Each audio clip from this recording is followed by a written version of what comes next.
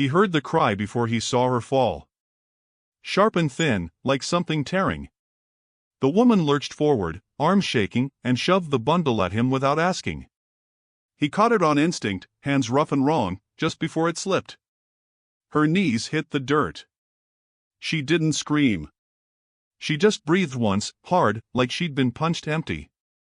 The baby screamed louder. His chest locked. He had no idea where to put his hands. The head felt too loose. His heart thudded so hard he felt it in his throat. "Don't let him cry," she said. Her voice was low and cracked, rushed like she might lose it if she slowed down. "Please." "Ma'am," he said. The word came out stiff. "I don't. I ain't asking." She wiped her mouth with the back of her hand. There was dirt on her cheek. Blood too, maybe. He couldn't tell. "Just don't."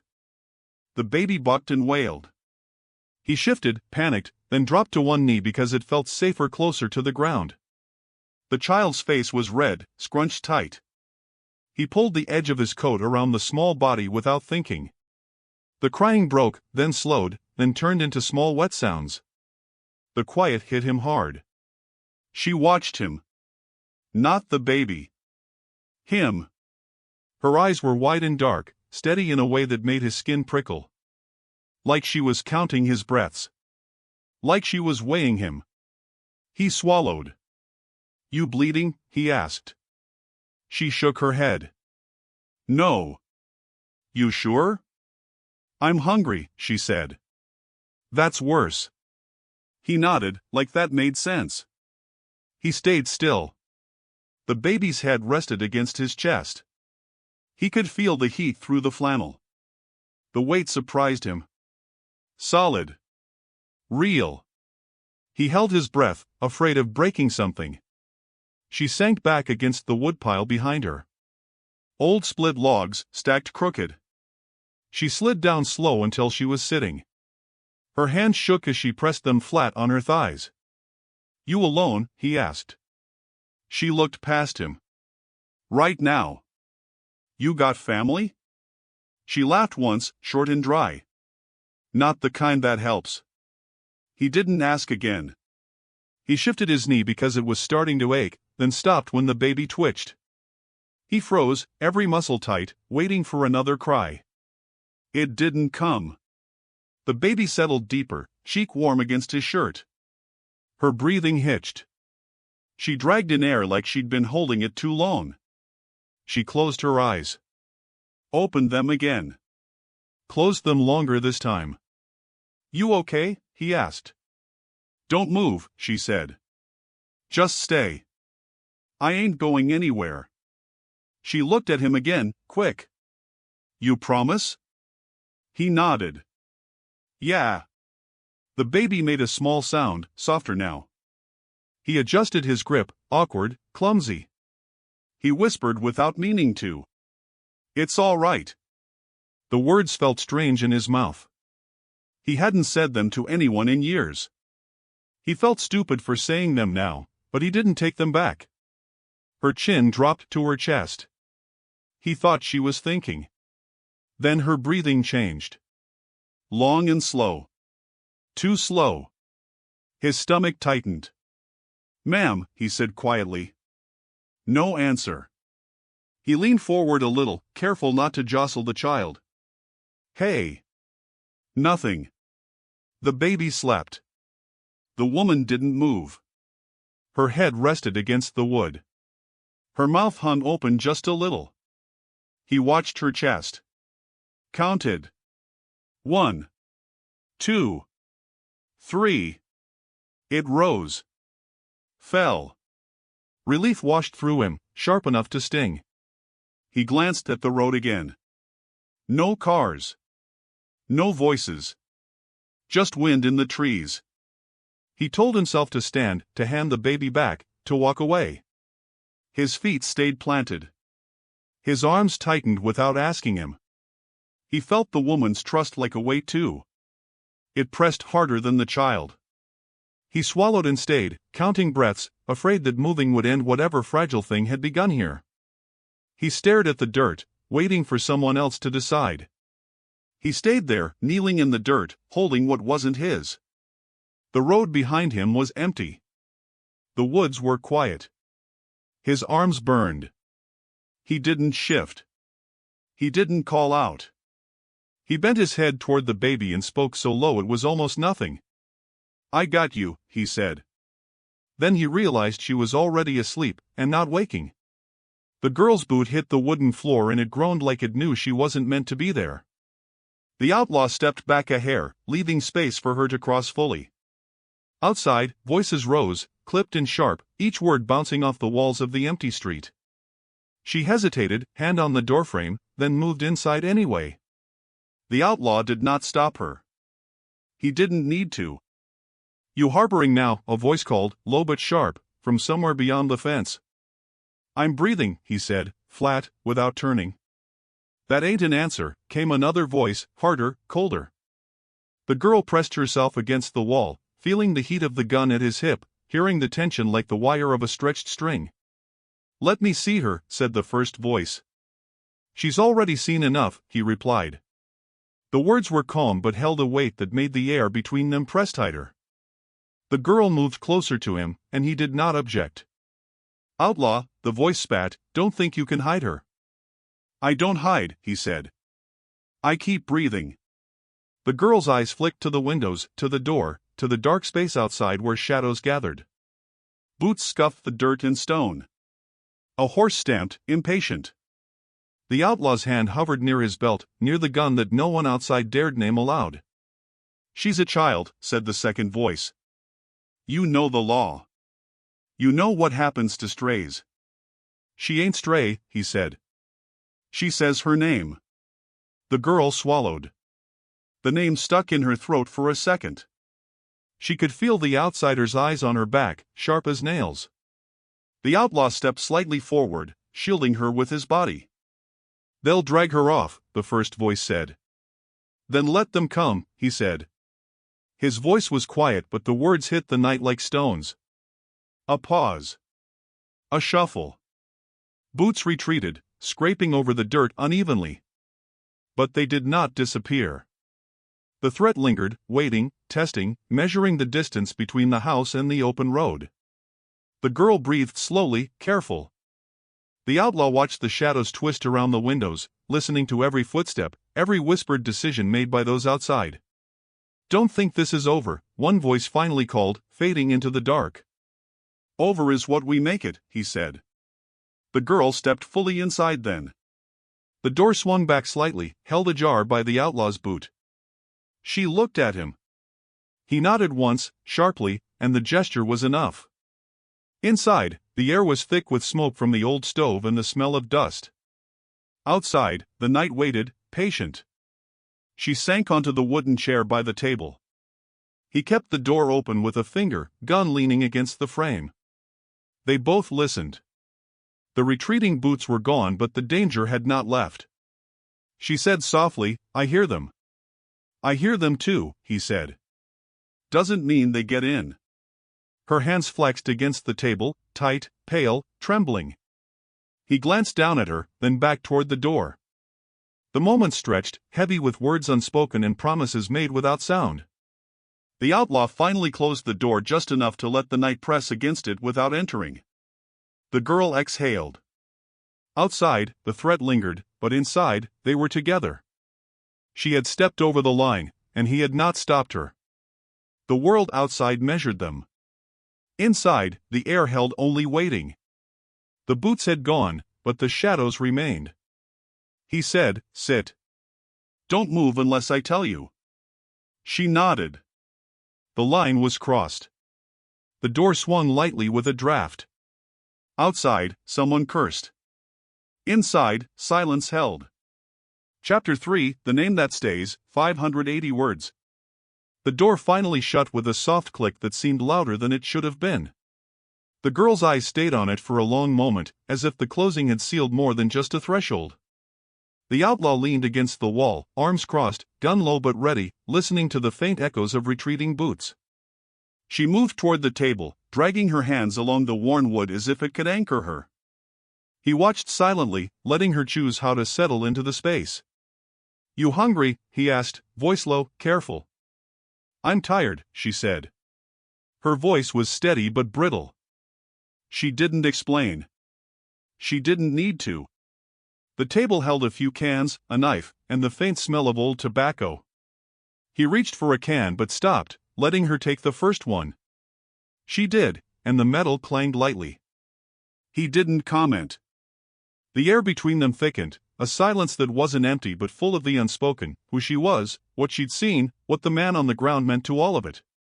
She studied his hands as they rested near his belt, noting the scars, the steady pull of fingers over leather. He noticed her gaze but didn't flinch. "I'm Ellie," she said finally, the name spilling out in a whisper like a fragile coin dropped on stone. He repeated it softly, testing it in his mouth, rolling it over like it might bite back. "Ellie," he said.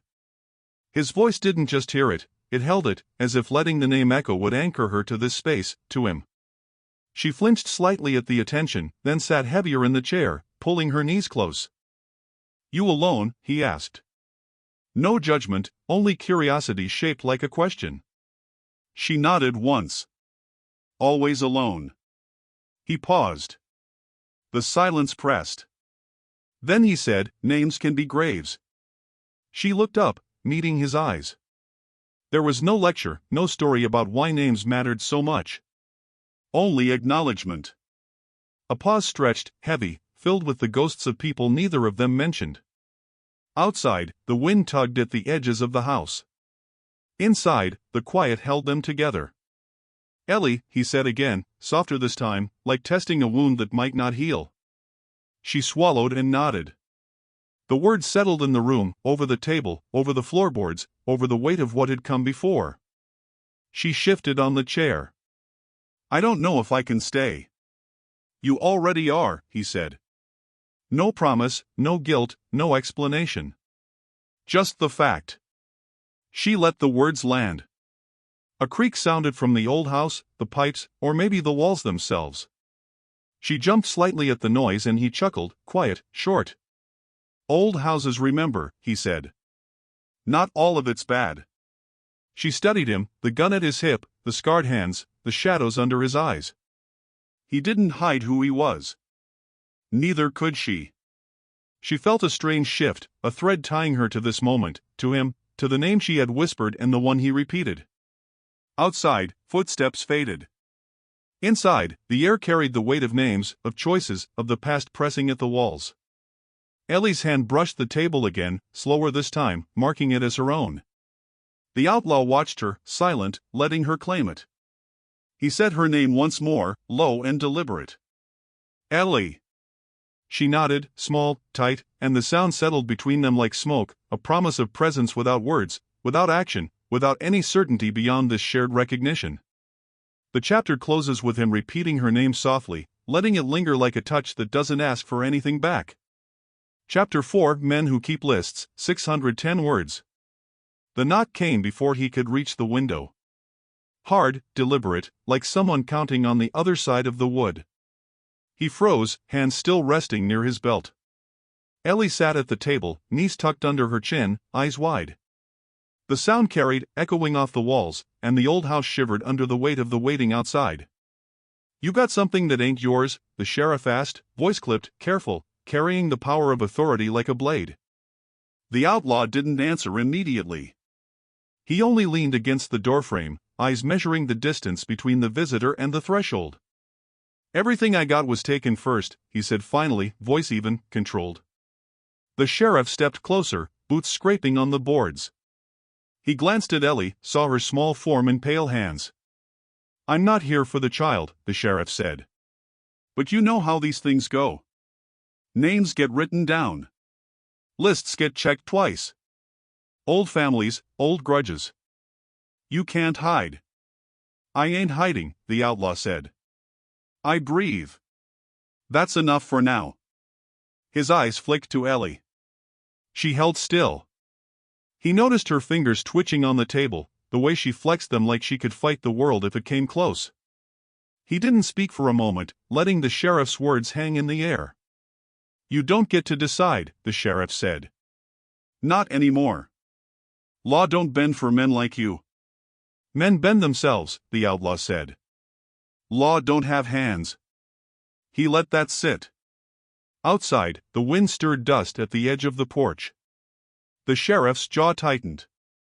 He took a step back, hand brushing the badge at his chest, letting the light catch it, flashing it like a warning. The outlaw watched it glint, recognized the weight of it, the symbol of control, of the old rules that had crushed so many. He didn't flinch. He let the moment stretch. Ellie's eyes were on him, wide and knowing, understanding the silent negotiation he carried in his stance and his gaze. The sheriff's voice softened, almost reluctantly. You think you're smarter than them all, don't you? Doesn't matter what I think, the outlaw said. Doesn't change what I do? His hand moved subtly, brushing the gun at his belt without drawing attention. Ellie shifted slightly but stayed silent. She had learned quickly that silence sometimes carried more weight than words. Outside, the sheriff muttered something under his breath, a warning he didn't fully voice, then stepped back. He paused, letting the last bit of light catch the edge of his badge, the reminder of power in history. The outlaw watched him go, slow and deliberate, each step measured. Boots scraped the floor outside and then faded. The house settled with a faint creak, walls sighing under the quiet. Ellie let out a breath she hadn't realized she was holding. The outlaw leaned against the wall, eyes still on the door, still listening. The list of names, the ledger of debts, the unbroken cycles of authority, they were all outside, but he had chosen his side without saying it aloud. Who was that? Ellie asked softly. Someone who keeps lists, he said. You'll meet more. Her small hands flexed on the table. They take girls. They try, he said. We'll see who bends first. The night pressed in around the windows, quiet but alive. Outside, the town was already circling, waiting for a mistake, for a name to slip, for a line to be crossed. Inside, the outlaw and Ellie sat together, the weight of the world pressing against the walls, but neither breaking. The sheriff's badge glinted one last time in the fading light as he turned away, leaving the house behind, leaving them alone but not safe.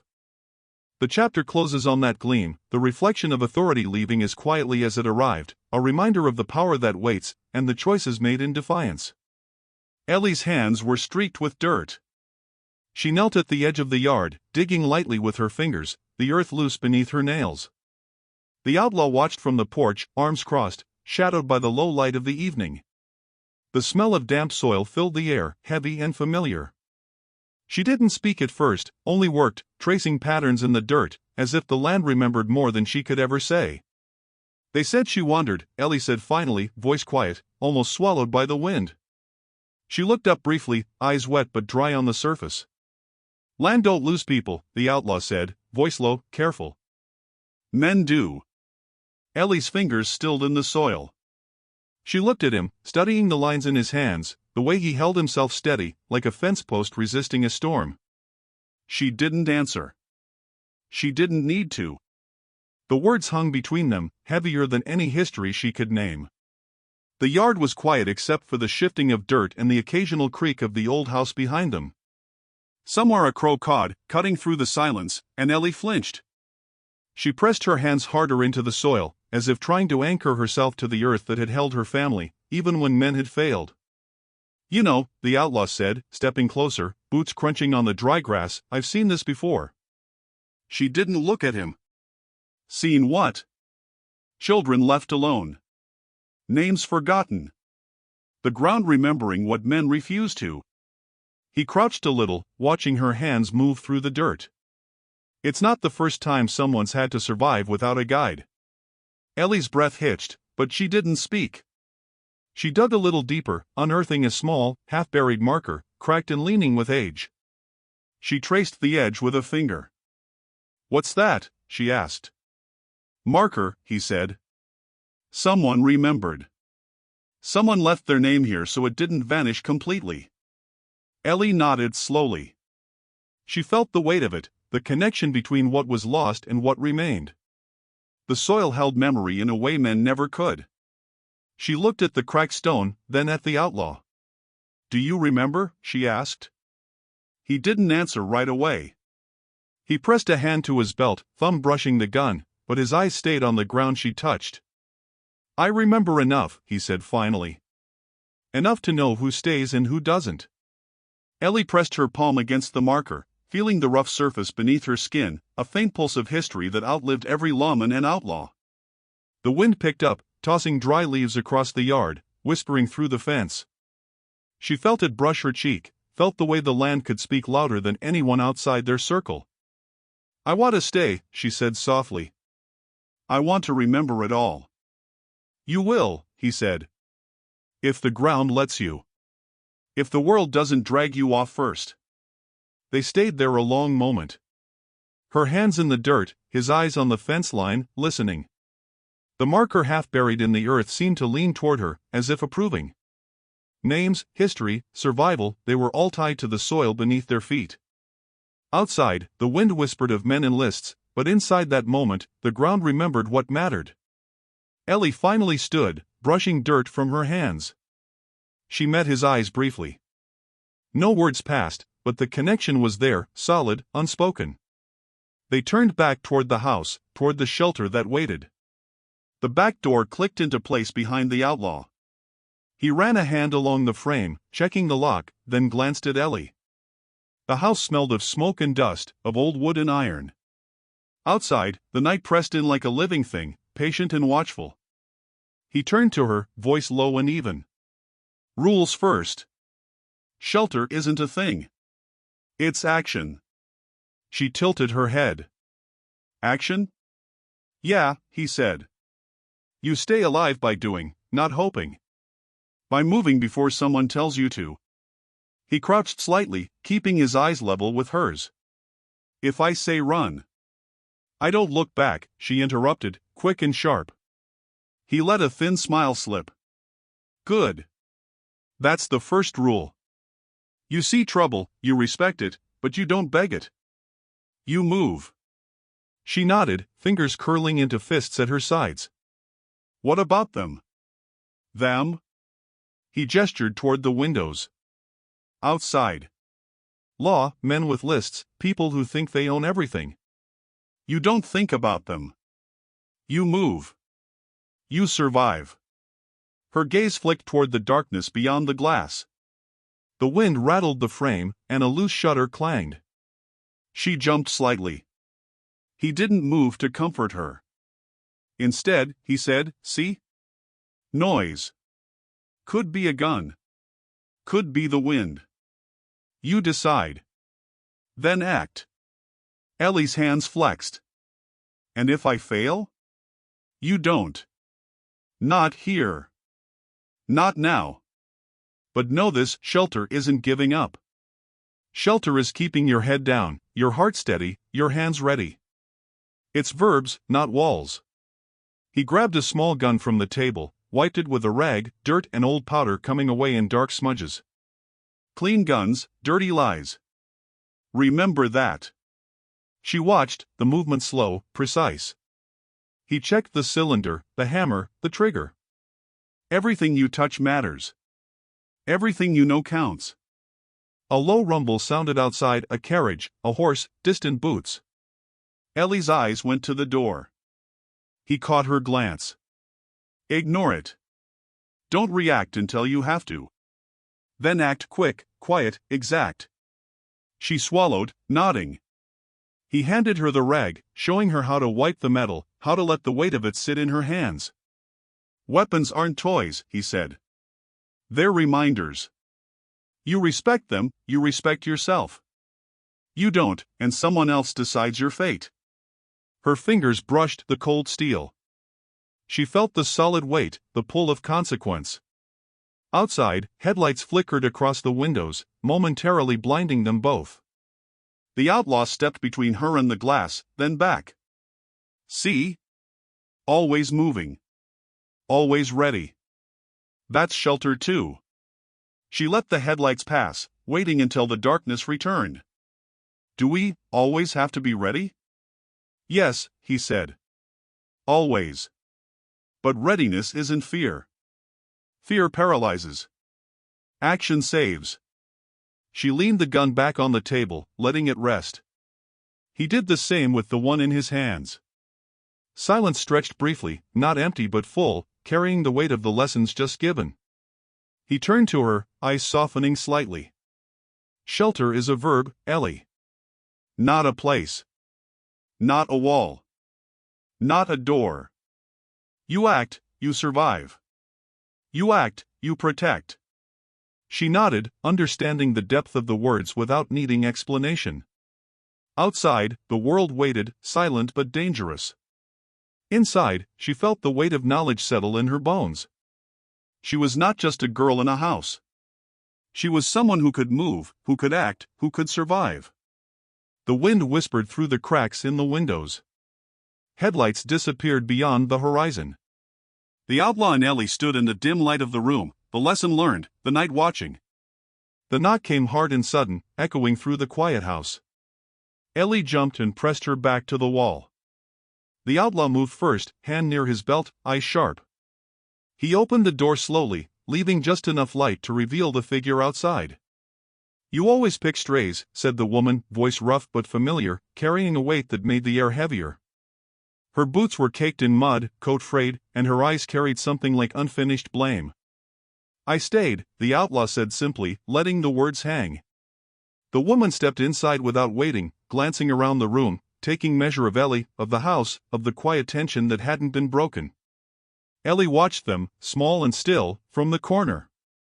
She could see the history between them, the shared weight of survival, the unspoken truths that had brought this woman here. You know what this means, the woman said, lowering her voice. You bring her in, you make it public. You can't hide her. And you can't hide yourself. I know, the outlaw said. He didn't flinch, didn't shift. His hand lingered near the gun, but he didn't touch it. Ellie's fingers curled into the fabric of her dress, nails biting the cloth. The woman's eyes softened slightly, though the edge of anger remained. Why her? She asked, sharp and sudden. Why now? Because she said her name, the outlaw said. Because I heard it. He let the words settle. Outside, wind rattled the shutters, carrying the faint sound of distant horses. Ellie stayed silent. She had learned to measure adults by their words and by their silences. She understood that every exchange carried a test. She felt the weight of the woman's gaze, the sharpness of her judgment. She won't survive long in this world without a guide, the woman said, almost a whisper. And you know it. I know, he said again, firmly. That's why she's here. The woman looked at Ellie then, her expression unreadable. The girl stayed still, head slightly lowered, absorbing the measure of scrutiny without flinching. She had already learned the rules of action and survival. She knew now how to watch, how to wait. You always do this, the woman muttered, shaking her head. Always choosing someone else's trouble over your own. He shrugged slightly, tired but unbowed. Some things are worth it. Ellie felt a shift in the air, subtle but clear, the kind that marks the movement of power, of understanding.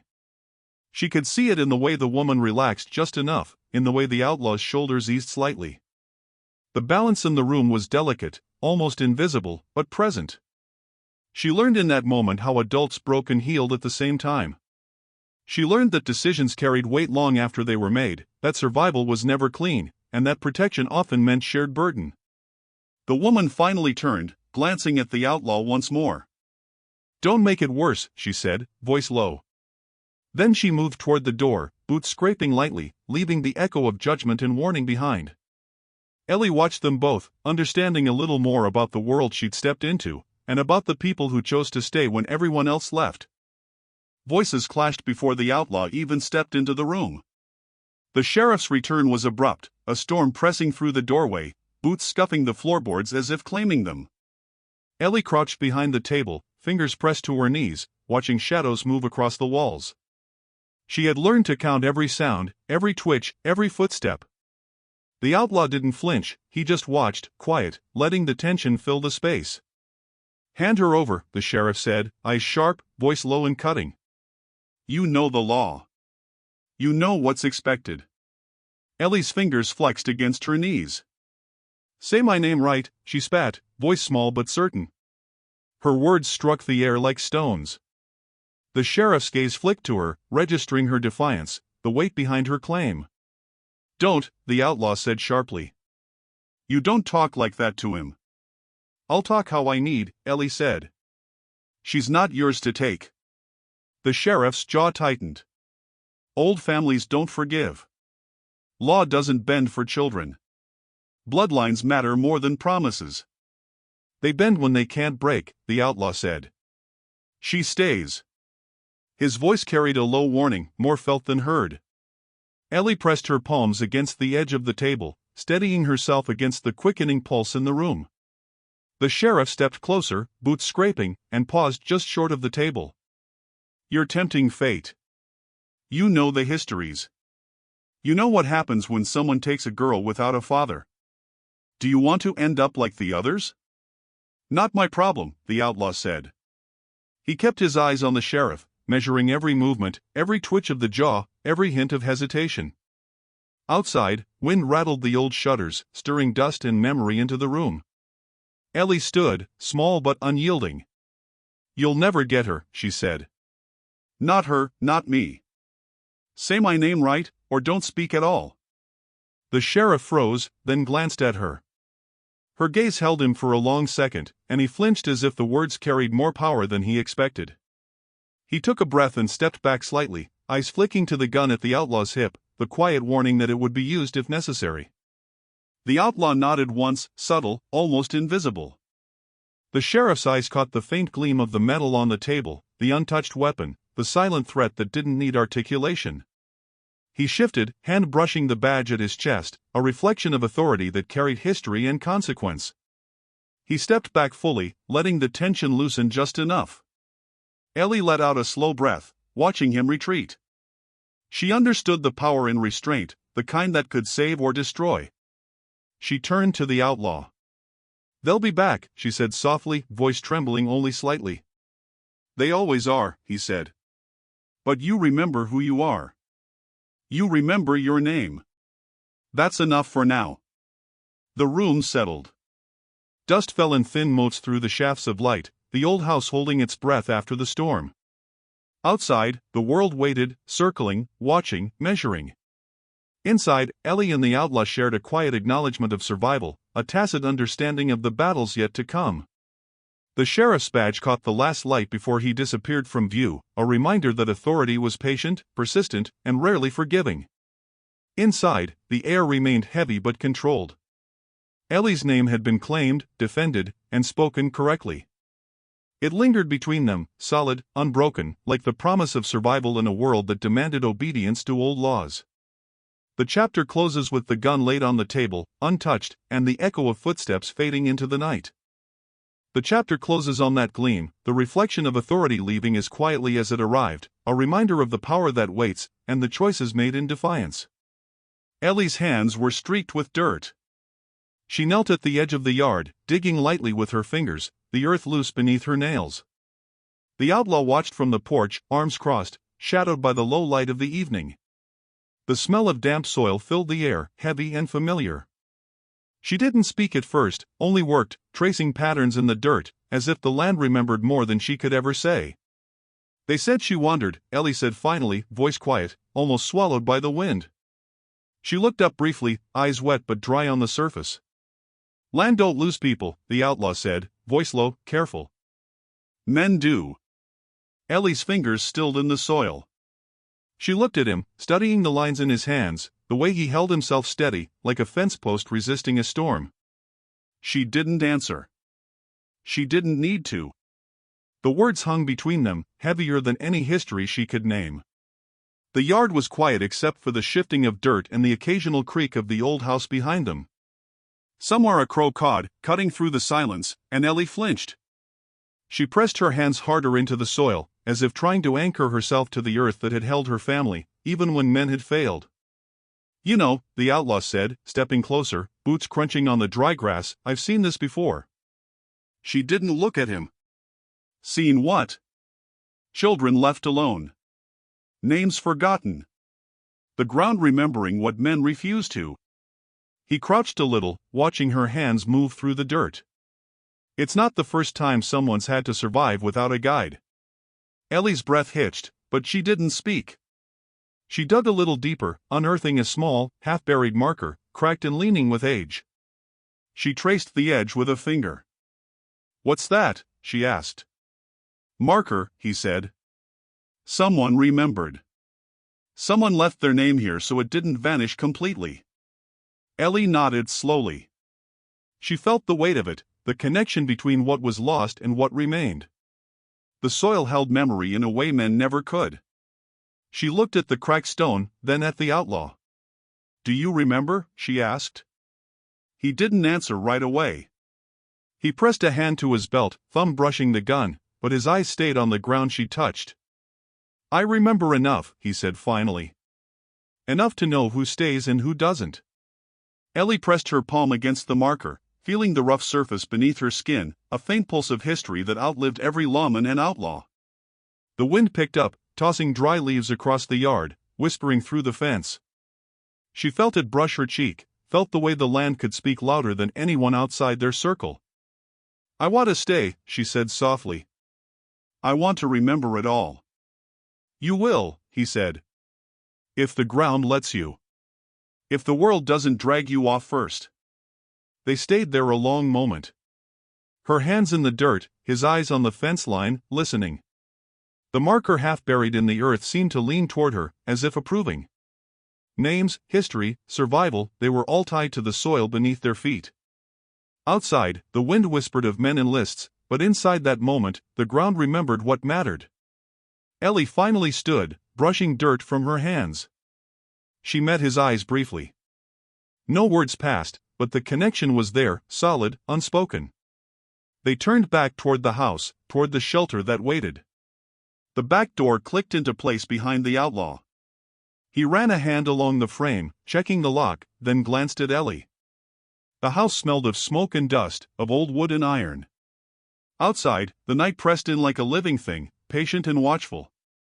He turned to her, voice low and even. "Rules first. Shelter isn't a thing.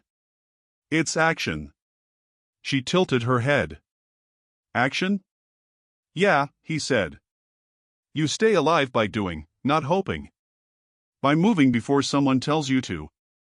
He crouched slightly, keeping his eyes level with hers. "If I say run." "I don't look back," she interrupted, quick and sharp. He let a thin smile slip. "Good. That's the first rule. You see trouble, you respect it, but you don't beg it. You move." She nodded, fingers curling into fists at her sides. "What about them?" "Them?" He gestured toward the windows. "Outside.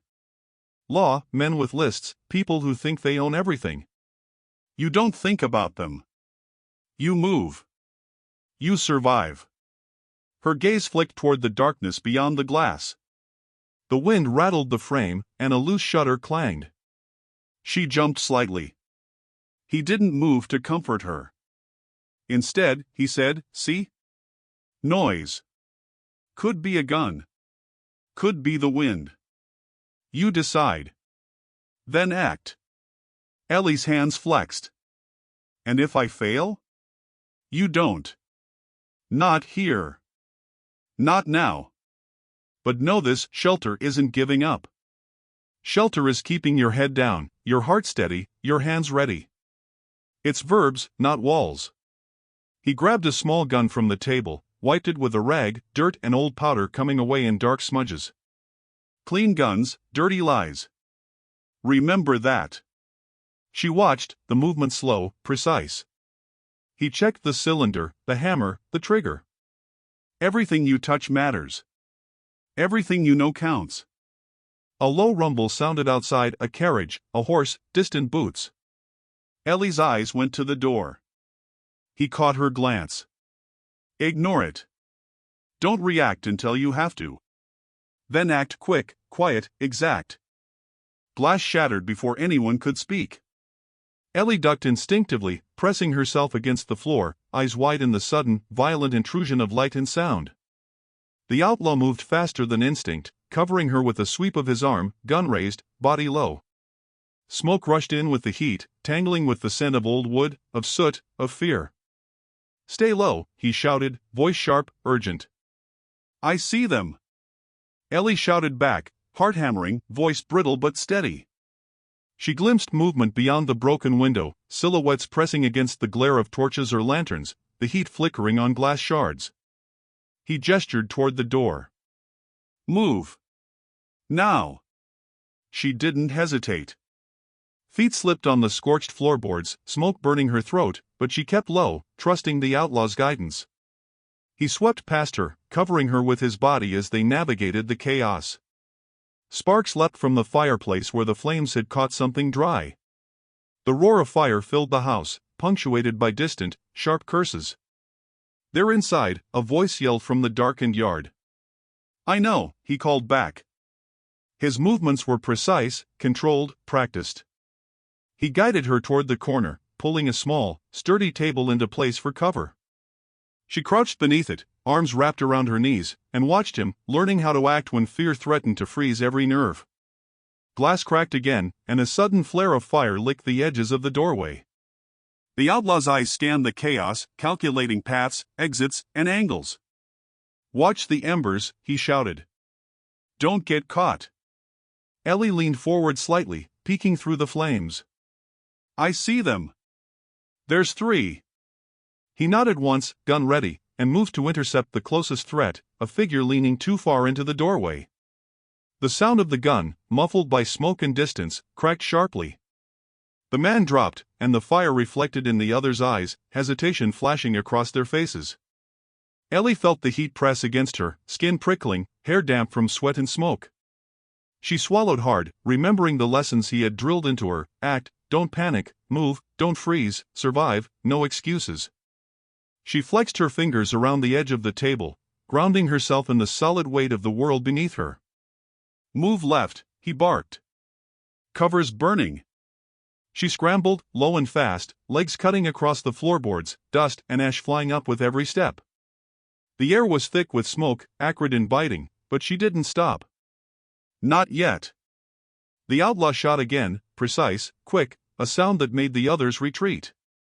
Sparks rained around them, tiny meteors falling from the ceiling, catching the edges of furniture. He grabbed her wrist, pulling her to the far wall, away from the worst of the fire. She followed without hesitation. "Hold still," he snapped. "Don't breathe too deep." She obeyed, lungs tight, chest heaving. Outside, shouts faded as the attackers pulled back, realizing the risk. Inside, the house burned, smoke curling through beams, walls groaning under heat. Yet they moved, unbroken, together. Ellie looked at him, eyes wide. "We're alive," she breathed. "For now," he said. "And you learned. Fire teaches faster than words." Embers fell around them, settling like snow over the wreckage of the night. They crouched in silence, watching the smoke swirl, listening to the quiet that followed the storm of fire and chaos. Outside, the night pressed back, patient and observing, but inside, Ellie understood the meaning of standing beside someone who refused to break, no matter the heat, no matter the danger. The chapter closes with the fire dying down and the night watching back, indifferent, waiting for the next move. Word count, 650. Ash settled over the yard like a thin gray blanket. The house groaned under the memory of the fire, boards blackened, smoke curling from corners. Ellie sat on the steps, knees drawn up, hands brushing the fine powder from her dress. The outlaw leaned against the railing, silent, watching her more than the wreck around them. They both breathed heavy, lungs tasting smoke and tension, hearts still echoing the chaos. "I didn't save everyone," he said, voice low, almost swallowed by the wind. Ellie looked up, eyes sharp, catching the weight behind the words. She said nothing at first, only studied him. "You saved me," she said finally, small but certain. The sentence hung in the space between them, stronger than the ruin surrounding the porch. He turned his head slightly, acknowledging it, but said nothing. The ash swirled in eddies, coating the steps, the railing, the dirt beneath her feet. Each flake was a reminder that survival carried cost, and that even victories left marks. Ellie rubbed her palms over her knees. "We're family?" she asked, voice tentative, fragile, as if testing the word on the cracked boards. Family's something you choose, he said. Not something you inherit. His eyes held hers, steady and unflinching. Outside, the wind moved through the trees, whispering over the burnt earth, and the sound carried the echoes of names lost, debts unpaid, promises broken. She thought of the mothers she barely remembered, of the men who vanished and the men who stayed, of the markers left in the ground to remember what had been. She let the outlaw's words settle into her chest, a slow heat in the cold aftermath. I never had anyone, she said softly. Then you do now, he said, matter of fact. No warmth, no flourish, just the assertion of reality, of survival, of commitment. The wind shifted, carrying a faint smell of smoke and wet soil. She leaned back, letting the rough wood of the steps hold her weight. Do you ever regret it? She asked, voice hesitant. Regrets for the dead, he said. We keep moving. He gestured toward the ruined yard, the smoldering corners of the house. Everything else is noise. Ellie nodded slowly.